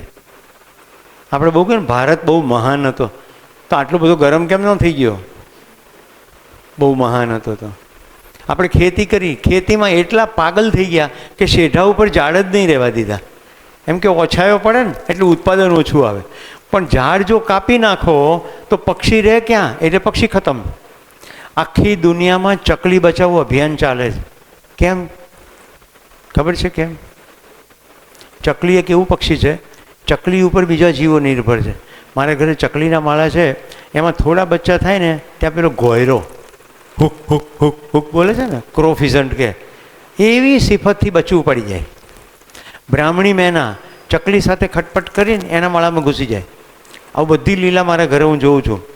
પણ મેં જંગલ કર્યું તો થોડાક જ વખતમાં જે થયું, અમે મોટા ઝાડ વાવ્યા, નાના પછી થોડા છોડ થયા પેલા જાસૂદ જેવા, અને સાપ શરૂ થયા. પહેલાં ચામાચીડિયું આવ્યું, પછી શેળો આવ્યો, પછી ધામણ નામનો સાપ આવ્યો, પછી રેટલ્સ પેલો રસેલ વાઇપર આવ્યો, એટલે ચીતળો ડેન્જરસ. મીઠા લીમડાના ઝાડમાંથી મારા પત્ની આમ મીઠો લીમડો તોડવા ગયા, કઢી બનતી હતી, તો ડાળી પરથી સીધો એના પગ પાસે પડ્યો. હવે ગાંધીનગર શહેરમાં હું રહું છું, આશ્ચર્યની વાત એ છે કે ક્યારે એણે રસ્તો ગોતી કાઢ્યો કે અહીંયા જંગલ છે, અહીંયા પક્ષીઓ છે, અહીંયા ઈંડા છે, અહીંયા ખાવા મળશે. મિત્રો, જીવન વિદ્યા શિબિરમાં એનો જવાબ મળે છે કઈ રીતે આ થાય છે. અહીંયા તમને કહું કે અદ્ભુત વ્યવસ્થા છે. ખેતરમાં ઉંદર છે એને નિયંત્રણ કરવા માટે સાપ છે. જો સાપ મારી નાખીએ તો ઉંદરડા ખતરનાક વધી જાય. ચીનની અંદર એક ગાંડિયો આવ્યો, એણે એવું કામ કીધું સરકારને કે ચકલીઓ બહુ દાણા ખાઈ જાય છે, તો ચકલીઓ મારી નાખીએ તો ઉત્પાદન વધે. સરકારે સ્કીમ રજૂ કરી, જે ચકલી મારે એને 10 રૂપિયા આપીશું. મંડ્યા ખેડૂતો ચકલીઓ મારવા. બીજે વર્ષે હવે જો એક બી ચકલી મળે મારીને લાવો તો 100 રૂપિયા. તો એ પ્રાંતમાંથી બધી ચકલીઓ ખતમ થઈ ગઈ. ઉત્પાદન વધ્યું. પેલો કન્સલ્ટન્ટ ખુશ કે જોયું, કીધું તું ને ઉત્પાદન વધ્યું. ત્રીજે વર્ષે દુષ્કાળ પડ્યો, કારણ કે ચકલીઓ જે જીવડા ખાતી હતી એ જીવડાનો એટલો ઉત્પાદ થઈ ગયો કે જીવડા જ દાણા ખાઈ ગયા. ચોથે વર્ષે ખતરનાક સ્થિતિ થઈ. ભારત સરકાર પાસે ચીનની સરકારે ચકલીઓ માગી કે અમારે ચકલીઓ જોઈએ, અમારે બધી ખતમ થઈ ગઈ. આપણા પર્યાવરણવાદીઓ કીધું કે રહેવા દેજો, આપણે કંઈ વધારે ચકલીઓ છે નહીં, આપણે આ જ હાલત છે, એમને કહો પેસ્ટિસાઇડ બંધ કરે. મિત્રો, આજે સુવિધામાં સુખ છે એવા ભ્રમ અંતર્ગત વધુ પૈસા કમાવા આપણે ખેતીની અંદર ઝેર નાખવાનું ચાલુ કર્યું. Pesticide, insecticide, herbicide. આ ઝેરને કારણે નાના નાના કીટકો મરી ગયા. આ મરી ગયેલા કીટકો ચકલીઓ જેવા ખાય પક્ષીઓ, એ પણ ખતમ થઈ ગયા. ભેંસનું કે ગાયનું દૂધ વધુ લેવા માટે ડાયક્લોફેનેકના ઇન્જેક્શન આપવા માંડ્યા. મરેલા પશુને ગીધ ખાય, ગીધના શરીરમાં ડાયક્લોફેનેક ગયું, ગીધ ખતમ થઈ ગયા. અત્યારે ગીધ પ્રજાતિ લુપ્ત થવાના આરે છે. મિત્રો, મારા પરમ મિત્ર દસ્તુર સાહેબ છાપામાં લખે છે, ક્યારેક વાંચજો, BN દસ્તુર. મેં ફોન કર્યો એમને, મને કે સ્મશાન જઈને આવું. પછી બપોર પછી વાત કરી. મેં કહ્યું સાહેબ, તમારામાં તો પારસીઓમાં તો અગ્નિ સંસ્કાર ના કરે, તો કેવી રીતે? એટલે એણે કહ્યું કે અમારે એક પ્લેટફોર્મ હોય ફરતે કૂવા જેવું, એમાં બધા લોકો બેસે અને વચ્ચે પ્લેટફોર્મ હોય, એમાં ડેડ બોડી મૂકીએ અને ગીધ આવે અને ગીધ ખાય મરેલા શરીરને, એટલે અમે બધા તાળીઓ પાડીએ, મીઠાઈ ખાઈએ અને છૂટા પડીએ. એટલા માટે કે શરીરનો ઉપયોગ થઈ ગયો. તો મેં કીધું આજે સાહેબ શું થયું? એ કે સુરેશભાઈ, દુઃખની વાત એ જ છે, એક પણ ગીધ આવ્યું નહીં. એટલે બધા અંદર અંદર કહેતા હતા કે આ માણસ કેવું જીવ્યો હશે કે એને ખાવા ગીધે નથી આવતું. પણ સચ્ચાઈ એ છે કે એટલા બધા ગીધો મરી ગયા છે કે માણસ ગમે એટલું સારું જીવ્યો હોય, ગીધ છે નહીં તો ખાય કેવી રીતે? મેં ચોથે દિવસે ફોન કર્યો. એ કે 3 દિવસ બોડી રહ્યા પછી તો સડવા માંડે ને, એટલે નક્કી કર્યું કે હવે અગ્નિ સંસ્કાર કરી દઈએ. મુદ્દો સમજાય છે તમને? આપણું ભ્રમ ક્યાં છે? શરીરને જોઈએ સુવિધા, મને જોઈએ સુખ, પણ મારા મનમાં ઘૂસી ગયું કે સુવિધામાં સુખ છે એટલે જેટલી સુવિધા વધુ કરે એટલે વધુ પૈસા જોઈએ. પેલું લિસ્ટ બનાવવાનું કીધું હતું, અહીંયાથી જ કોઈક બોલ્યું હતું ને પૈસા જોઈએ. એકચ્યુઅલી પૈસા ના જોઈએ, સુવિધાઓ જોઈએ. સુવિધા મળી જાય તો પૈસાની ક્યાં જરૂર છે? તો જેટલી સુવિધા જોઈએ છે એના માટે પૈસા જોઈએ, પણ પછી પૈસા ના જોઈએ. હું ગાંધીનગરથી આવ્યો, પહેલાં વિસનગર આવ્યો, તો વિસનગરવાળા લોકોએ મને ગાંધીનગરથી ગાડી લેવા મોકલી. એ સતીશભાઈ કાલે જે અહીંયા હતા એ મને વિસનગર તેડવા આવ્યા, કારણ કે મારી ત્યાં તાલીમ હતી કે મારે તમારી તાલીમમાં ભાગ લેવો. એટલે એમણે આખો દિવસ તાલીમનો ભાગ લીધો, એ મને અહીંયા લઈ આવ્યા. રાઈટ. આવતીકાલે પાછો સવારે હું વિસનગર જાઉં છું, તો વિસનગરથી મને વાહન લઈ જશે અને પછી ગાંધીનગર મૂકી જશે. હું ક્યાંય પૈસા લેતો નથી. તો બધા લોકોને એમ થાય કે સુરેશભાઈ અમે તમને લેવા આવીએ. જેટલો સમય હું ડીસા આવું છું એટલો સમય ગાંધીનગરથી પાલનપુરની ટ્રેન પકડું છું. રાઈટ. સવારના પરમાં મને એક ટ્રેન 10 વાગે મળે છે, 12:20 પાલનપુર લાવી દે. સતીશભાઈ કે હું તમને ગાડી મોકલું? ના, જ્યાં સુધી ટ્રેન અવેલેબલ છે, બસ અવેલેબલ છે, ત્યાં સુધી ગાડી મોકલવાની જરૂર નથી. મને શું ખબર પડી ગઈ છે કે ટ્રેન જાય જ છે. જો હું ટ્રેનમાં જતો રહું તો આ પૃથ્વી પર બોજ બનતો નથી. પણ જો સ્પેશિયલ વાહન માગું તો મારા માટે ખાસ વાહન જાય તો ધુમાડા થાય કે નહીં? તો હું ખાલી એ જોઉં છું કે મારે કેટલા વાગે પહોંચવાનું છે, એટલા વાગે પહોંચવા માટે અનુકૂળતા શું છે? જો અનુકૂળતા પબ્લિક ટ્રાન્સપોર્ટની હોય તો મારે કોઈની સેવા જોઈતી નથી. આ મને અંદરથી જ ખબર પડે કે મારે આ પૃથ્વી ઉપર બોજ બનવાનું નથી. આ સમજાય છે ને? તો આપણે જોતા હતા જ્ઞાન અવસ્થા કહેવાય, પણ કર્યું શું? તો કે વધુ સુવિધામાં વધુ સુખ છે એટલે વધુ પૈસા જોઈએ. અત્યારે તમારા પૈકી ઘણાને હશે કે પતી જાય પછી મસ્ત પૈસા બનાવો, પણ નક્કી કરજો બીજાના જોઈને નહીં બનાવતા. તમને જેટલા જોઈએ એટલા જરૂર બનાવી લેજો, પણ કોકની ગાડી જોઈને, કોઈકનો મહેલ જોઈને તમે પણ એવું કરવા જશો તો તમારે કારણ વગર દોડવું અને ખેંચાવવું પડશે, અને એમાં તમારી જિંદગીની પથારી ભરી જાય. કારણ કે અસ્તિત્વ નિયમબદ્ધ છે. અહીંયા દેન ચાલે છે, લેનદેન ચાલતું નથી. તો માણસ જાત હવે બીજા માણસો સાથે શું કરે છે એ જોઈ લઈએ ને. ત્યાં કંઈ બહુ સારા સમાચાર નથી. જ્ઞાન અવસ્થામાં પરિવાર છે કે નહીં? ભાઈ બહેન સંબંધો ઘેટા બકરામાં નથી હોતા, માણસોમાં હોય છે. માતા પિતા સંબંધો, ભાઈ બહેન સંબંધો, રાઈટ? પરિવાર છે. આ પરિવારો બનીને સમાજ બને છે કે નહીં?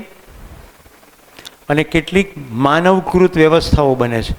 માનવકૃત વ્યવસ્થા એટલે જેમ કે શિક્ષણ, આ કોલેજ છે, આ માનવકૃત વ્યવસ્થા કહેવાય. તમે નથી બનાવી, પણ તમને ભણવા મળે છે ને.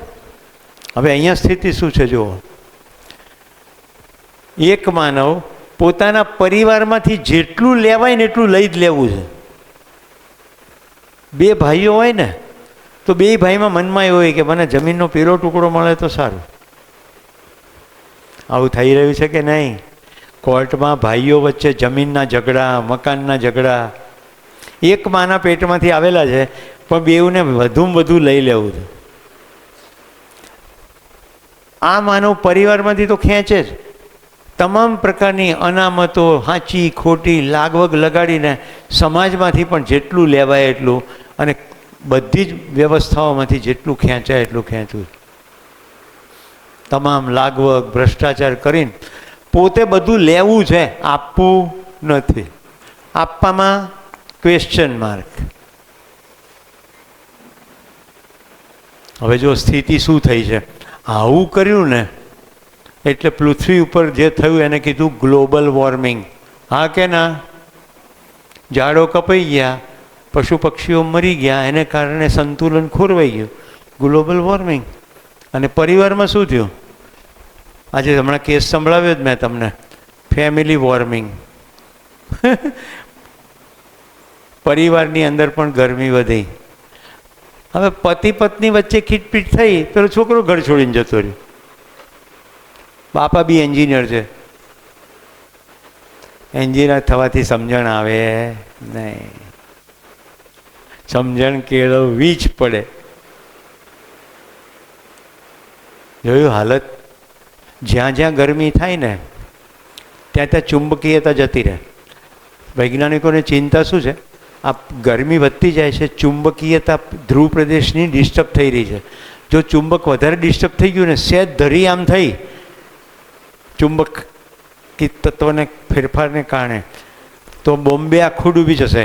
એટલો દરિયો ઊંચો આવશે. ન્યુયોર્ક, મેનહટન ડૂબી જશે. એમણે નકશા બનાવ્યા છે કે આ ગરમી આટલા લેવલે પહોંચશે તો ચુંબકીયતામાં ડિસ્ટર્બન્સ આટલો થશે, ધરીમાં આટલો ફરક પડશે, આખી પૃથ્વી પર આવું થશે.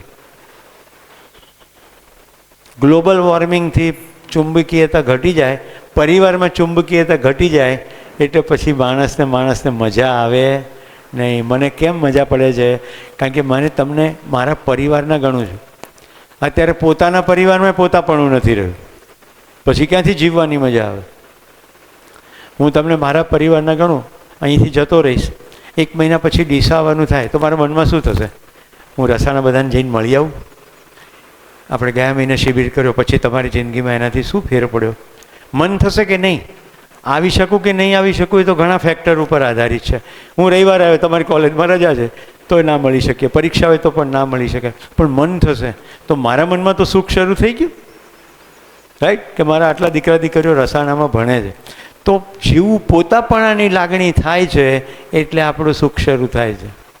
પશુઓમાં થતું નથી. તો મિત્રો, આ વ્યવસ્થામાં ક્યાં ડખા થયા એ બતાડ્યા મેં તમને. કયા 3 પ્રશ્નો હતા? હું કોણ છું, અસ્તિત્વ શું છે ને કરવાનું શું છે. હવે જો હું પશુ નથી, આ પશુ છે, વનસ્પતિ છે, એ પણ મારી કરતાં વધારે સારું જીવે છે, અને હું પશુ નથી અને છતાંય ખરાબ રીતે જીવું. તો હું સમજીને જીવું તો શું કરીશ? લેનદેન થશે કે દેન?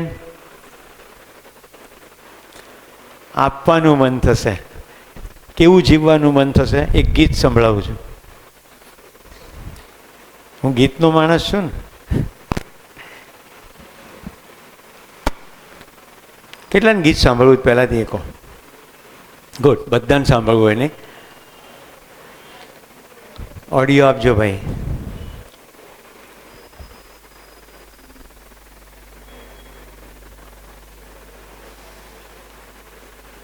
ઓડિયો.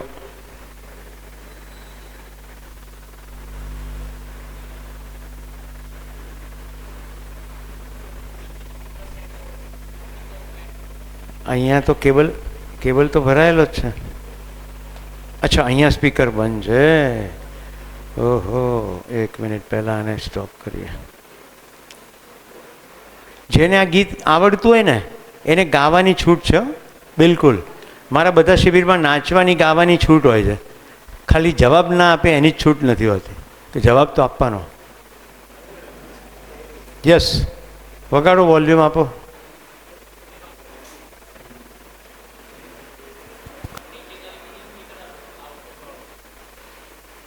સાઉન્ડ ઓફ છે.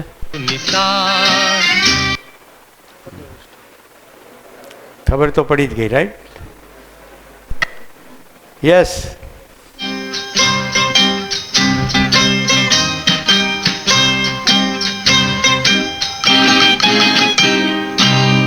किसी की मुस्कुराहटों पे हो निसार, किसी का दर्द मिल सके तो ले उधार, किसी के वास्ते हो तेरे दिल में प्यार, जीना इसी का नाम है. किसी की मुस्कुराहटों पे हो निसार, किसी का दर्द मिल सके तो ले उधार, किसी के वास्ते हो तेरे दिल में प्यार, जीना इसी का नाम है.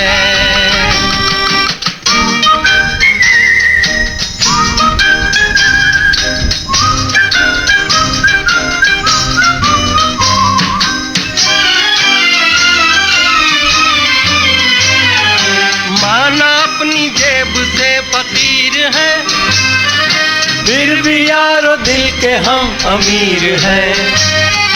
माना अपनी जेब से फकीर है, फिर भी यारो दिल के हम अमीर हैं. मिटे जो प्यार के लिए वो जिंदगी, जले बहार के लिए वो जिंदगी, किसी को हो ना हो हमें तो एतबार, जीना इसी का नाम है.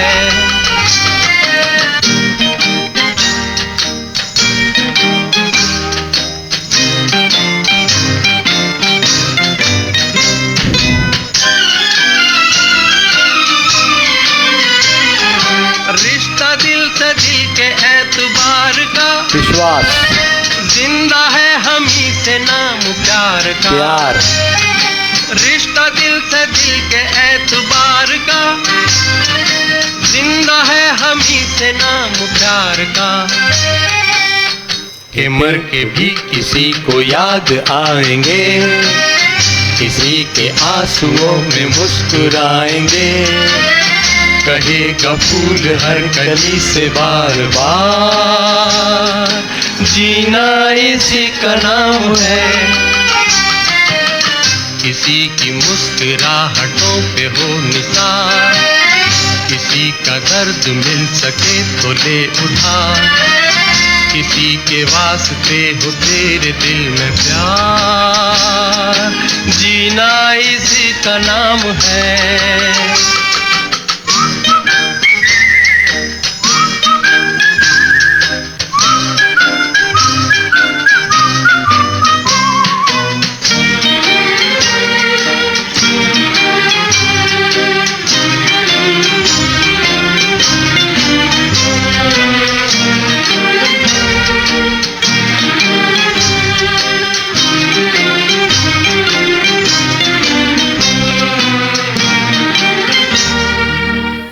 તો મિત્રો ક્યારેય પણ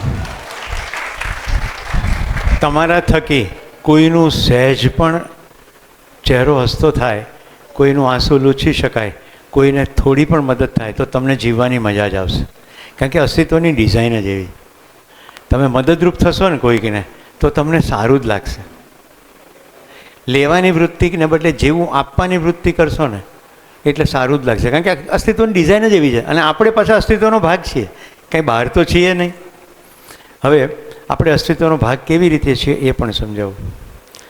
માથાના વાળ, નાકના ગુંગા, કાનનો મેલ, સવારે અને સાંજે બધું જે છોડો છો શરીરમાંથી બહાર, આ બધી પદાર્થ અવસ્થા છે કે બીજું કંઈ છે? આ નખ પદાર્થ અવસ્થા છે, પાંપણો વાળ બધું પદાર્થ અવસ્થા છે. એટલે આ શરીરમાં પદાર્થ અવસ્થા છે, પાક્કું? હવે ઊંડો શ્વાસ લો, કાઢો. પ્રાણાવસ્થા છે કે નહીં? સતત પ્રાણવાયુનું આવાગમન થાય છે કે નહીં? એક એક કોષમાં ઓક્સિજન જોઈએ છે. પ્રયોગ કરવો હોય ને તો ઘરે જઈને કરજો. એક પ્લાસ્ટિકની કોથળીમાં હાથ નાખી દેજો અને રબર બેન્ડ મારી દેજો, થોડીક વારમાં ખબર પડી જાય. આ કેમ બફારો થાય છે? હવામાં ભેજની માત્રા 65% છે. સૂકી હવા હોય તો શ્વસન તંત્રની અંદર જ્યારે જાય ત્યારે સરસ રીતે એબ્સોર્બ થાય. અત્યારે દરેક કોષની અંદર તકલીફ શું છે? મેક્સિમમ મોઇશ્ચર છે એટલે એબ્સોર્પ્શન ઓછું છે, એટલે આપણને બફારો થાય. તો પ્રાણ અવસ્થા છે કે નહીં? આપણું શરીર પ્રાણ કોશિકાઓનું જ બનેલું છે. ઓક્સિજન મીટરની જરૂર પડી હતી ને કોરોનામાં, સહેજ ઓક્સિજન ઓછો થાય એટલે કે આદમી અચ્છા થા ગયે કામ છે. જેનામાં ડાઉટ પડતો હોય ને આમ નાક બંધ કરીને જોઈ લેવાનું એટલે ખબર પડી જાય પ્રાણ અવસ્થા છે કે નહીં. ઘણા ડાઉટ હોય કે ભાઈ સુરેશભાઈ કહે છે તો નહીં બી હોય તો આપણે પ્રાણ અવસ્થા જેવા પણ છીએ. ત્રીજું, આહાર જોઈએ કે નહીં? નિંદ્રા જોઈએ કે નહીં? મરી જવાની બીક લાગે કે નહીં? ઉંમર આવે એટલે લગ્ન કરવાનું મન થાય કે નહીં? તો આહાર, નિંદ્રા, ભય, પ્રજનન ચારે ચાર પ્રવૃત્તિ પ્રાણીઓમાં થાય છે, એવી આપણામાં થાય છે કે નહીં? તો આપણામાં જીવ અવસ્થા પણ છે. ખ્યાલ આવે છે? આખા અસ્તિત્વની અવસ્થાઓની વાત કરું છું. ત્રણેય અવસ્થા આપણી અંદર કેટલી અદ્ભુત સજેલી છે. તરસ લાગે ને એટલે સિગ્નલ આવે. શેનું સિગ્નલ આવે? પાણી લાય, પાણી લાય. આ તરસ લાગી એટલે શું? શરીરમાં પાણીની માત્રા સહેજ બી ઘટે એટલે ખબર પડે.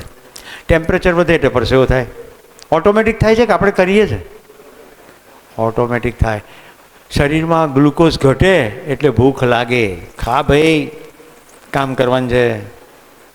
શરીર કામ કરીને થાકી જાય એટલે ઊંઘના સિગ્નલ આવે.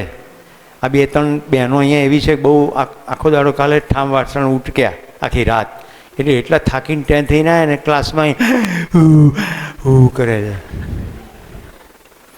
થાક લાગે એટલે બગાસાનું સિગ્નલ આવે.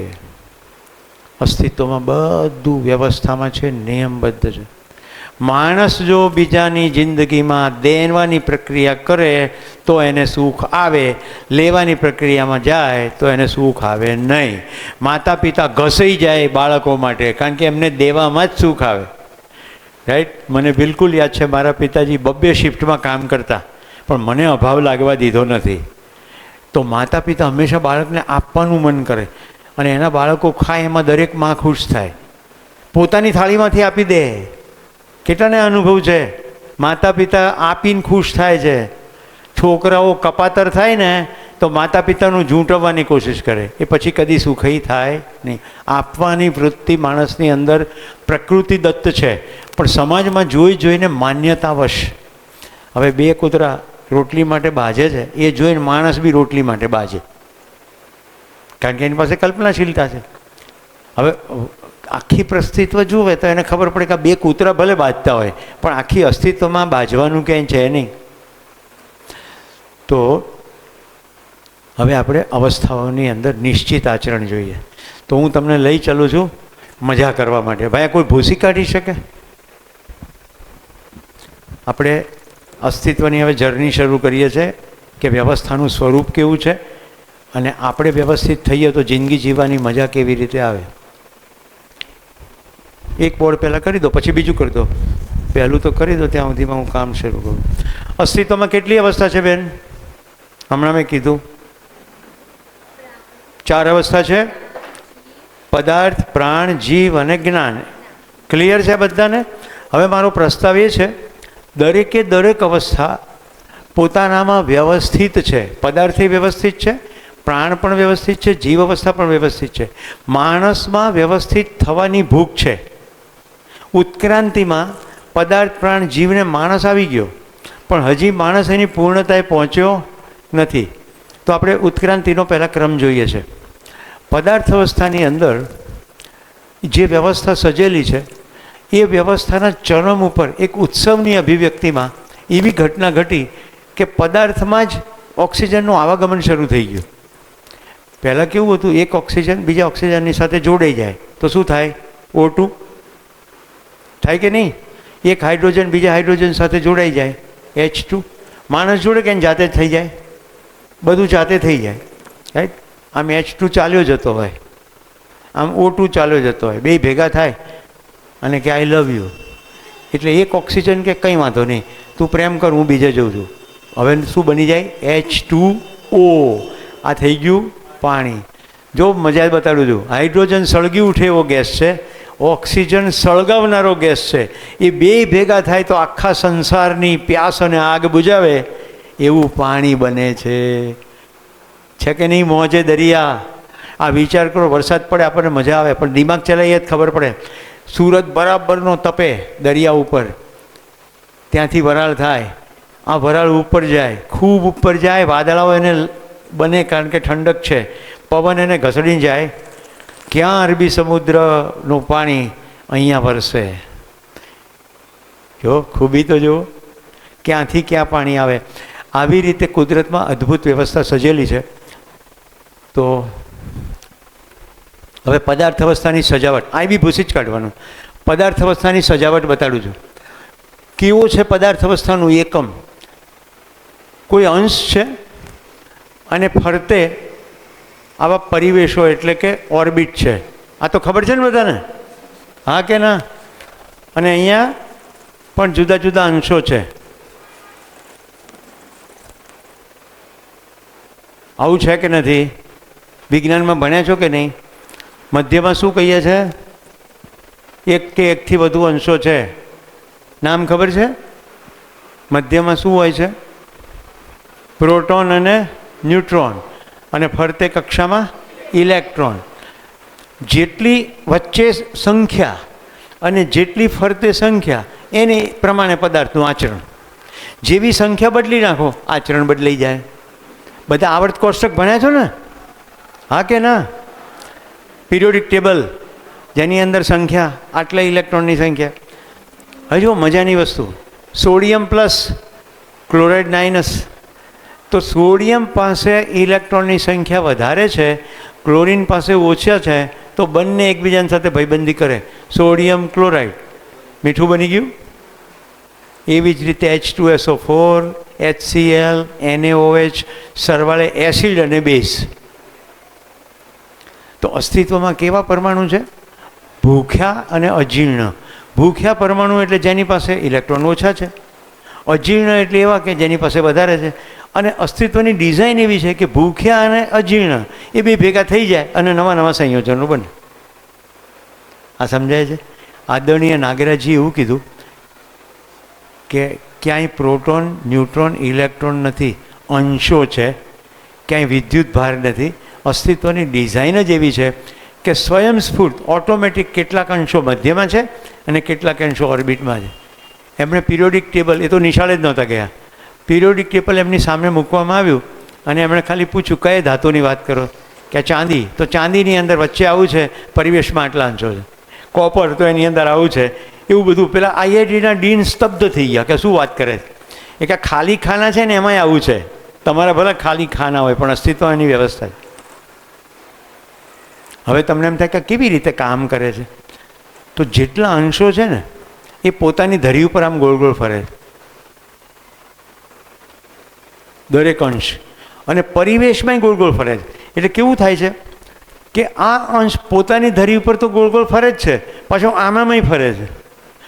આ પોતાની ધરી પર અંદર ગોળ ફરે છે, અને ઓર્બિટવાળા છે એ બધા ગોળ ગોળ ફરે છે. આ સંખ્યાની વધઘટ પ્રમાણે આચરણ છે. એટલે કાર્બનનું આચરણ અંશોની ગોઠવણી પ્રમાણે છે, તો એક કાર્બનની ગોઠવણી એ રીતની છે કે કોલસો છે, અને બીજી ગોઠવણી એવી રીતે છે કે હીરો છે અથવા ગ્રેફાઇટ છે, પેન્સિલ છે. તો બધી ગોઠવણી જ આ છે પદાર્થ અવસ્થાની વ્યવસ્થા. પદાર્થ અવસ્થાની વ્યવસ્થાને કારણે દરેક પદાર્થનું આચરણ નિશ્ચિત છે. સૌથી નાનામાં નાનો એકમ પરમાણુ છે. પરમાણુ ભેગા થઈને અણુ બને છે. અણુ ભેગા થઈને સંયોજનો બને છે. પછી બધી આખી પૃથ્વી પર જેટલા પદાર્થો છે બધી રચનાઓ છે. માણસને ખબર પડી ગઈ એટલે એણે પ્લાસ્ટિક બનાવ્યું, પણ પ્રકૃતિની અંદર અંશો એણે બનાવી શક્યા નથી. આ સમજાઈ ગયું મિત્રો? આમાં કોઈ ડાઉટ છે કોઈને? હવે જો આ જે અણુ પરમાણુના સ્તરે થાય છે એવું ઠેઠ આકાશગંગા સુધી થાય છે. પૃથ્વી પોતાની ધરી ઉપર ગોળ ગોળ ફરે છે અને સૂર્યની ફરતે ગોળ ગોળ ફરે છે. ચંદ્ર પોતાની ધરી ઉપર ફરે છે, પૃથ્વી ફરતે ગોળ ગોળ ફરે છે. બધા જ ગ્રહો પોતાની ધર ઉપર ફરે છે, સૂર્ય ફરતે ફરે છે. આખી સૂર્યમાળા આકાશગંગા ઉપર કોઈ એક ઇમેજનરી બિંદુની આસપાસ ગોળ ગોળ ફરે છે. આવી આકાશગંગાઓ અનંત છે, બ્રહ્માંડમાં ફરે જ જાય છે. કશું કોઈની સાથે ભટકાઈ જતું નથી. કોઈ દાડો સૂરજને એમ નથી થતું આજ તો થાકી ગયા નહીં ઉગવું. સૂર્ય ઉગે છે, પૃથ્વી ધરી ઉપર નમેલી છે એટલે ઋતુઓ થાય છે, અને આખી વસ્તુ અદ્ભુત સજાવટ છે. ગરમીનો બફારો સહન નથી કરવો પણ કેરી ખાવી છે, તો ગરમી વગર કેરી પાકવાની નથી, એટલે વ્યવસ્થા છે. તો જો પદાર્થ અવસ્થાનો મેં તમને એક બે વિડીયો બતાડું કે કેટલી બ્યુટિફુલ વ્યવસ્થા છે. મને તો જેટલી વાર જોઉં ને એટલી વાર એટલી બધી મજા પડે છે, રોમાંચ થાય કે કુદરતમાં કેટલી અદ્ભુત વ્યવસ્થા છે. ભાઈ સ્ક્રીન બતાડજો.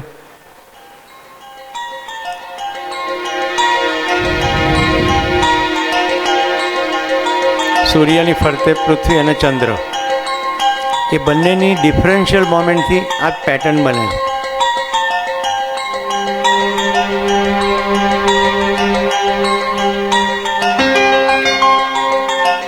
તમે જુઓ છો પૃથ્વીથી ચંદ્ર નજીક અને દૂર જાય છે. આ 2 ડાયમેન્શનમાં ચિત્ર બન્યું છે, મૂવમેન્ટ 3 ડાયમેન્શનમાં.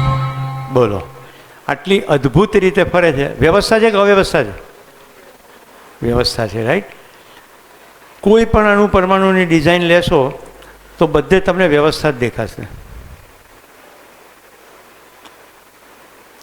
જુઓ, 2 અલગ અલગ ડાયમેન્શનમાં ચિત્ર બતાવ્યું છે કે 2 મૂવમેન્ટ કરે છે, એકબીજાના રેફરન્સમાં એ મૂવમેન્ટ કેવી પેટર્નમાં થઈ રહી છે. તમને ખ્યાલ છે ને, કોઈ વસ્તુ આમ ફરતી હોય તો આમથી પણ જુઓ ને આમથી પણ જુઓ. ખાલી મનમાં પ્રશ્ન પૂછો, વ્યવસ્થા છે કે અવ્યવસ્થા છે?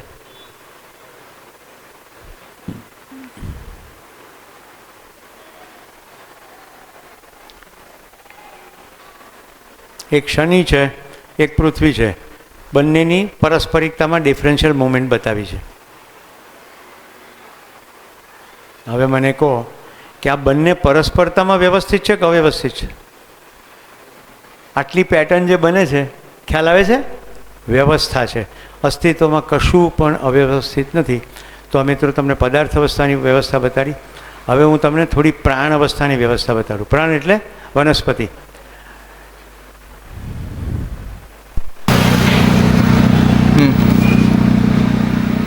ઓળખો છો? લજામણી, ટચ મી નોટ. ક્યાંય આંખો નથી છતાં સ્પંદન ચાલી રહ્યું છે, અડતાની સાથે બીડાઈ જાય છે. આ જે મૂવમેન્ટ પત્તામાં થાય છે, સાદી મૂવમેન્ટ, એવું જ છે કળશપર્ણ.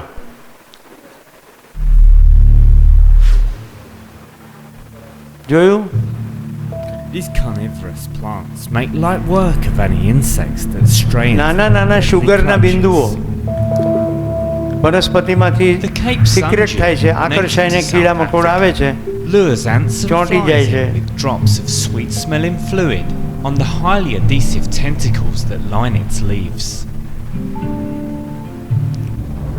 ક્યાંય આંખો Surrounding નથી tentacles છતાંય then બધું move થાય છે. further to ensnare the insect. Before glands on the leaf start to release digestive enzymes,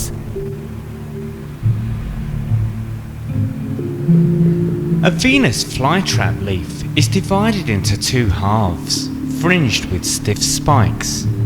Each plant carries 3 touch-sensitive hairs, and when 2 are touched in quick succession, the trap is triggered, imprisoning the fly.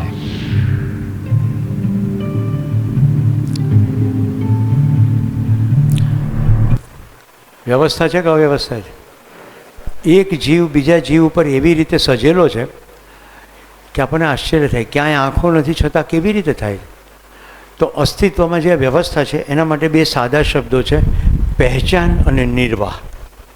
ઓળખ અને નિર્વાહ કેવી રીતે બતાવું? તમારી પાસે એક magnet છે, એનો આ નોર્થ પાર્ટ છે, બીજું મેગ્નેટ છે, એનો સાઉથ પાર્ટ છે. જેમ જેમ તમે નજીક લાવતા જશો કોઈ એક તબક્કે આમ હળી કાઢીને 2 ભેગા થઈ જશે. કેટલાને એવો અનુભવ છે? અમે અહીંયા પિન પહેરી છે, અહીંયાથી હું કાઢી નાખું એટલે તરત નીચે પડી જાય, કારણ કે મેગ્નેટ લાગેલું છે, રાઈટ? તો મેગ્નેટ આને એક અંતર સુધી નથી ઓળખતું, પછી જેવું એક અંતર થાય છે એટલે તરત એને ઓળખી જાય છે. તો આ જે પહેચાન અને નિર્વાહ થાય છે એ પદાર્થ અવસ્થામાં જોવા મળે છે, પ્રાણ અવસ્થામાં જોવા મળે છે, અને આપણા શરીરમાં જોવા મળે છે. કેવી રીતે? જેમ કે તમે ઊંડો શ્વાસ લો છો તો હવામાં ઓક્સિજન આવે છે, નાઇટ્રોજન આવે છે, કાર્બન ડાયોક્સાઇડ બધું આવે છે. ફેફસા શું કરે છે? ખાલી ઓક્સિજનને પકડી લે છે, હા કે ના? અચ્છા, તમને કંઈક વાગ્યું, થોડા વખત પછી બધું સંધાઈ જાય છે. કેવી રીતે સંધાઈ જાય છે? તમે બધા ટેકનિકલ ભાષા વધારે જાણો. ફાઇબ્રોસિસ થાય છે, રાઈટ? સડનલી ક્લોટિંગની પ્રક્રિયા શરૂ થઈ જાય છે. તો એક એક સેલના લેવલે એ ચાલે છે. તમને શરીરમાં કોઈ પણ જગ્યાએ કોઈ તીક્ષ્ણ વસ્તુ ભોંકવામાં આવે તો તમે તરત ઝાટકો ખાઈ લો છો, કારણ કે પહેચાન અને નિર્વાહ એક એક સેલ સુધી ચાલે છે, રાઈટ? પહેચાન અને નિર્વાહ કરવું. હવે ત્રીજી અવસ્થા લઈએ, કઈ છે? જીવ અવસ્થા. જીવ અવસ્થામાં એક નવું ડાયમેન્શન શરૂ થાય છે, માનના. અને જ્ઞાન અવસ્થામાં ચોથું ડાયમેન્શન છે, જ્ઞાનના. માનવાની ક્રિયા જીવોમાં થાય છે. કેવી રીતે? જેમ કે ગાય, તમે ગાયને પાળી હોય તો ગાય તમને ખોરાકના સોર્સ તરીકે માને, અને રેગ્યુલર ખવડાવો એટલે તમારે સાથે એનું એટેચમેન્ટ થઈ જાય. અજાણ્યા માણસને માનતી નથી. પાળેલા કૂતરા માલિકની સામે ભસતા નથી, પણ જેવું કોઈ અજાણ્યું આવે તો તરત ભસે બી છે ને કરડી પણ જાય. ખ્યાલ આવે છે ને? જીવોની અંદર માનવાની ક્રિયા થાય છે. હવે આપણે માણસ છીએ ને, આપણામાં શું થવાની સંભાવના છે? જાણવાનું. પણ જો આપણે જાણવાની કોશિશ ના કરીએ તો આપણામાં ને જીવોમાં કંઈ ફરક ખરો? એટલે કાલે પહેલું સત્ર લીધું હતું કે આપણે પ્રાણી નથી. પ્રાણીઓ જાણી શકશે નહીં. પ્રાણી કદી જાણી નહીં શકે, ખાલી માની જ શકે જ્યારે આપણે જાણી શકીએ. કેટલી હદે જાણીએ? ગાયને દોઈ, દૂધ પીધું, મજા આવી, પછી બીજાને ઘરે ગયા, અરે તારી ગાયનું દૂધ મીઠું છે, આ કઈ ગાય છે? તો કે અમારે કાંકરેજી છે. અને તમે કઈ લાયા? અમારે તો એચએફ છે. એટલે આ તપાસ કર, એચએફ ગાય જ નથી, એને ખૂંધ જ નથી, ઉપર સપાટ છે, ગાય જેવું દેખાય છે પણ ગાય નથી. તમારો ભાઈબંધ કે અલ્યા તું સરખો જવાબ આપ. તો કે હા, ઘોડો ને ગધેડો સેમ દેખાય છે પણ છે સેમ? ના, ઘોડો અલગ છે, ગધેડો અલગ છે. આમ જાણવાની કોશિશ કરીએ છીએ તો કાંકરેજી ગાય, ગીર ગાય, A2 મિલ્ક, A1 મિલ્ક, હા કે ના? ઓર જાણ્યું તો કે મિલ્કમાં શું છે? કે કેલ્શિયમ છે, પ્રોટીન છે, સારામાં સારું. પછી હું જીમમાં ગયો તો પેલા જીમવાળો કે વે પ્રોટીન ખાઓ, વે, દૂધમાંથી બનાવેલું. કેટલી હદે આપણે જાણીએ. હા, ઝીણું ઝીણું ઝીણું ઝીણું કાંતીએ. મારા એક મિત્ર ડૉક્ટર છે, મેં કીધું આ લોકો કહે છે કે ગીર ગાયનું દૂધ પીળું હોય અને એમાં સુવર્ણ ક્ષાર હોય, વાત સાચી? તો કે હા. મને રિપોર્ટ મોકલ્યો એમણે તરત. ઓરમ સોલ્ટ કે, ઓરમ એટલે ગોલ્ડ. વિચારો, ગાય તો ગાય ઘાસ જ ખાય છે, એમાંથી જે લેવાનું છે ને એ શરીરની સિસ્ટમ લઈ લે છે અને દૂધમાં એ બધું આવે છે. ગાયનું દૂધ કોના માટે હોય છે? માણસ માટે હોય છે કે એના પાછળ માટે હોય છે? ગાયનું દૂધ એના પાછળ માટે હોય છે. માણસ જાણવાની કોશિશ કરે છે, મારાથી શું શું ખાઈ શકાય, શું શું પી શકાય? તો કે દૂધીનો રસોઈ પીવાય ને ગાયનું દૂધે પીવાય.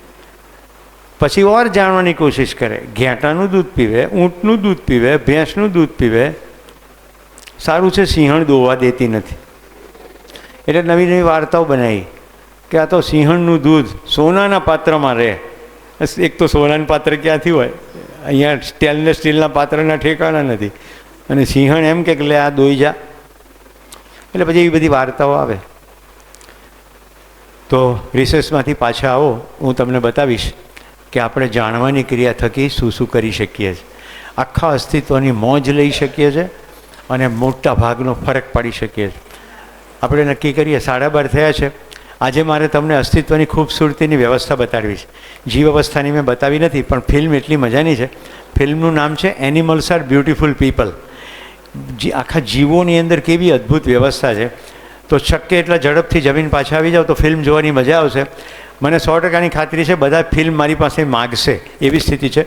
હું આ મેડમના કોમ્પ્યુટર પર છોડીને જઈશ, તમે એમની પાસેથી કોપી કરી લેજો. ઘરમાંય ફિલ્મ જોજો. ફિલ્મ 1.25 કલાકની છે. આપણે તમે જેટલું જોઈ શકો જેટલું વહેલું. આપણો ક્લાસ 2 વાગે શરૂ થશે. હું પણ અહીંયા જ છું. વહેલા આવશો તો વહેલો શરૂ કરીશું. ધન્યવાદ. નમસ્કાર.